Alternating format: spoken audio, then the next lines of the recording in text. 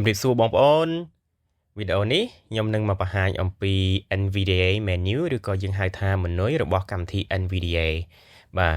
ក្នុងវីដេអូមុនបងប្អូនបានស្វែងយល់រួមមកហើយអំពីរបៀប download និងរបៀបដំឡើងកម្មវិធី NVDA មិនចឹងឯងបងប្អូនបាទអញ្ចឹងឥឡូវនេះបាទសូមបងប្អូនបន្តមកស្វែងយល់អំពី NVDA menu ជាបន្តទៀតបាទអញ្ចឹងបន្ទាប់ពីដំឡើងហើយគឺយើងគួរតែចូលទៅមើលគេហៅថាមនុយរបស់កម្មវិធី NVDA ឬយើងហៅថា NVDA menu បាទអញ្ចឹងដើម្បីចូលទៅក្នុង NVDA menu យើងត្រូវការប្រើប្រាស់ keyboard shortcut របស់វាបាទដែលសម្រាប់កម្មវិធី NVDA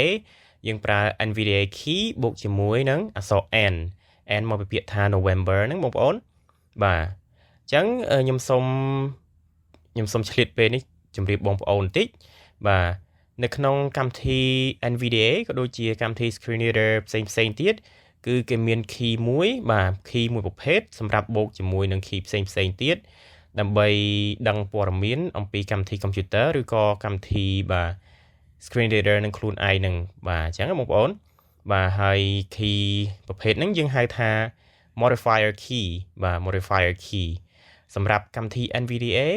modifier key គឺមាន3 key បងប្អូនណាបាទមាននៅលើ insert បាទ insert key បាទមួយទៀតមាននៅលើ numpad insert បាទហើយចុងក្រោយនោះគឺ caps lock key បងប្អូនបាទហ្នឹងហើយ caps lock key ដែល insert បាទ key insert ហើយនិង numpad insert ហ្នឹងគឺនៅពេលដែលយើងដំឡើងដំបូង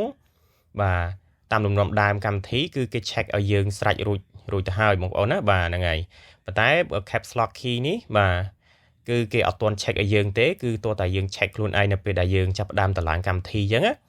បាទចាប់ផ្ដើមដំឡើងកម្មវិធីគឺយើងត្រូវ check វាដោយខ្លួនឯងអញ្ចឹងបងប្អូនបាទអញ្ចឹងបើសិនជាយើងអត់ check ទេបន្ទាប់ពីដំឡើងកម្មវិធីរួចគឺយើងអត់អាចប្រើ caps lock key ដើម្បីធ្វើជា key សម្រាប់បូកជាមួយបាទ key ផ្សេងទៀតទេអញ្ចឹងបងប្អូនបាទហ្នឹងហើយអញ្ចឹងបើសម្រាប់ខ្ញុំតម្លើងពេលដែលខ្ញុំតម្លើងហ្នឹងគឺខ្ញុំ check caps lock key នឹងតែម្ដងបាទដើម្បីពេលយើងតម្លើងរួចរាល់យើងអាចប្រើ caps lock key នឹងធ្វើជា key សម្រាប់បូកជាមួយ key ផ្សេងទៀតតែម្ដងបាទហើយសម្រាប់ខ្ញុំគឺខ្ញុំចូលចិត្តប្រើ caps lock key នឹងបាទបងប្អូនខ្ញុំប្រើ caps lock key នឹងច្រើនមែនតើដោយសារតែវានៅចិត្តដៃបងប្អូនវានៅចិត្តដៃអញ្ចឹងវាស្រួលខ្ញុំប្រើ laptop បាទហើយinsert ហើយនឹង numpad insert ហ្នឹងគឺវានៅឆ្ងាយពីដៃបាទហើយខ្ញុំគិតថាបាទបងប្អូនជនពិការផ្នែកផ្សេងទៀតហ្នឹងក៏គាត់និយមប្រើ caps lock key ដែរនៅពេលដែលប្រើ laptop អញ្ចឹងបងប្អូនបាទហ្នឹងហើយតោះឥឡូវសូមជម្រាបជូនបងប្អូនប៉ុណ្ណឹងឥឡូវយើងទៅមើលបាទចូលទៅមើលបាទមនុយរបស់កម្មវិធី NVDA ឬយើងហៅថា NVDA menu តោះអញ្ចឹងចុចអក្សរចុចNVDA key បាទ NVDA key បូកជាមួយបាទអក្សរ N ទាំងអស់គ្នាបាទ NVDA key នេះគឺជាឈ្មោះរបស់ modifier key អញ្ចឹងបងប្អូនបាទសម្រាប់កម្មវិធី NVDA គឺឈ្មោះរបស់វាគឺ NVDA key អញ្ចឹង key ណាក៏មានឈ្មោះ NVDA ដែរក្នុងចំណោម3ហ្នឹងបាទ insert ក៏ជា NVDA key numpad insert ក៏ជា NVDA key ហើយនិង caps lock ក៏ជា NVDA key ដូចគ្នាដែរអញ្ចឹងបងប្អូនបាទតោះឥឡូវយើងចុចបាទ NVDA key បូកជាមួយអក្សរ N ទាំងអស់គ្នា NVDA menu បាទអញ្ចឹងឮហើយបងប្អូនបាទកម្មវិធី NVDA គឺអានថា NVDA menu បាទហ្នឹងហើយដើម្បីផ្លាស់ទីពីធាតុមួយទៅធាតុមួយបាទឬក៏កម្មវិធីមួយទៅកម្មវិធីមួយនៅក្នុង NVDA menu ហ្នឹងគឺយើងអាចចុចkey up arrow ឬក៏ down arrow បាទ key ព្រួយឡើងលើព្រួយចុះក្រោមហ្នឹងបងប្អូនបាទអញ្ចឹងអាចចុចទាំង up arrow ក៏បានបាទទាំង down arrow ហ្នឹងក៏បានដូចគ្នាដែរអញ្ចឹងបងប្អូនបាទអញ្ចឹងឥឡូវនេះគឺខ្ញុំចុច key down arrow បាទ key down arrow ជាមួយចង់ដឹងថាវាអានថាម៉េចខ្លះអញ្ចឹងបងប្អូន Preferences sub menu P បាទ Preferences sub menu P អូខេអញ្ចឹងបងប្អូននៅពេលដែលវាអានថានៅពេលដែលវាអានពាក្យអ្វីមួយហើយវាបញ្ចប់ដោយពាក្យថា sub menu បាទ sub menu គឺមានន័យថានៅក្នុងកន្លែងហ្នឹងគឺមានកម្មវិធីតូចជាច្រើនទៀតនៅក្នុងកន្លែងហ្នឹងអញ្ចឹងបងប្អូននៅក្នុងឈ្មោះរបស់វាហ្នឹងឧទាហរណ៍ថា preferences អញ្ចឹងគឺ វាមានអីផ្សេងទៀតនៅក្នុង preferences ហ្នឹងអញ្ចឹងបងប្អូនបាទហើយ sub menu ហ្នឹងហើយ sub menu ហើយគេប្រាប់ថា P អញ្ចឹងបងប្អូន P អញ្ចឹងយើងអាចចុចអក្សរ P ដើម្បីចូលទៅក្នុងហ្នឹងក៏បានហើយបើសិនជាលឺ sub menu អញ្ចឹងយើងអាចចុច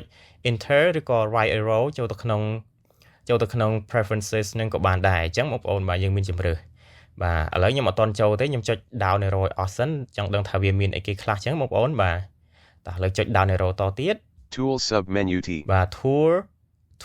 tool sub menu អូខេ Braille extender. អូខេអញ្ចឹង Braille extender នេះគឺបាទកម្មវិធីដែលខ្ញុំតម្លើងពីក្រៅមកទេបងប្អូនតាមលំនាំដើមកម្មវិធីគឺគេអត់ទាន់មានទេអាហ្នឹងណាបាទតោះចុះទៅក្រោមទៀត Gemini sub menu អូ G. ខេ Gemini ក៏ដូចគ្នាតម្លើងពីក្រៅមកដូចគ្នា World voice sub menu W. បាទ Word Voice អូខេ Help sub menu H. Configuration profile. Revert to saved config. Reset configuration. Save configure. Donate D3. Exit X5 preferences sub menu. អូខេតោះអញ្ចឹងបងប្អូនអស់ហើយ sub menu យើងចុចNVDA menu sorry សុំទោសបងប្អូនបាទ NVDA menu គឺអស់ហើយនៅអស់ត្រឹមកន្លែង exit ហ្នឹងគឺនៅចុងក្រោយគេបន្ទាប់មកយើងចុចមកក្រោមទៀតគឺវាមក preferences ដដែលអញ្ចឹងបងប្អូនបាទអញ្ចឹងដូចខ្ញុំបានជម្រាបបងប្អូនពីខាងលើមកអញ្ចឹងបាទ preferences sub menu យើងអាចចុច right arrow ក៏បានយើងអាចចុច enter ក៏បានហើយមិញខាងចុងកន្លែងគេអានមិញហ្នឹងគេអានថា P អញ្ចឹងយើងអាចចុចអក្សរ P ក៏បានដែរជាអក្សរកាត់អញ្ចឹងបងប្អូនបាទយើងចុចអក្សរ P ក៏បានដូចគ្នាដែរបាទឥឡូវខ្ញុំសូមចុច right arrow ចាស់បងប្អូនណាបាទ key បាទព្រួញខាងស្ដាំណាបាទចង់ដឹងថាវាមានអីគេខ្លះតោះ Settings. អូខេ S1 of 6. អូខេអញ្ចឹងមុនដំបូងបាទយើងចុច right arrow មុនដំបូងហ្នឹងគឺយើងឃើញពាក្យថា setting បាទហ្នឹងគឺជាកម្មវិធីផ្សេងទៀតដែលមាននៅក្នុង preferences អញ្ចឹងបងប្អូនតោះឥឡូវយើងចុច down ទៀតមកមានអីគេទៀត Speech dictionary sub menu អូ D. ខេមាន speech dictionary អញ្ចឹងទៅ Punctuation slide. Input gestures. NVDA global command. Audacity mult settings.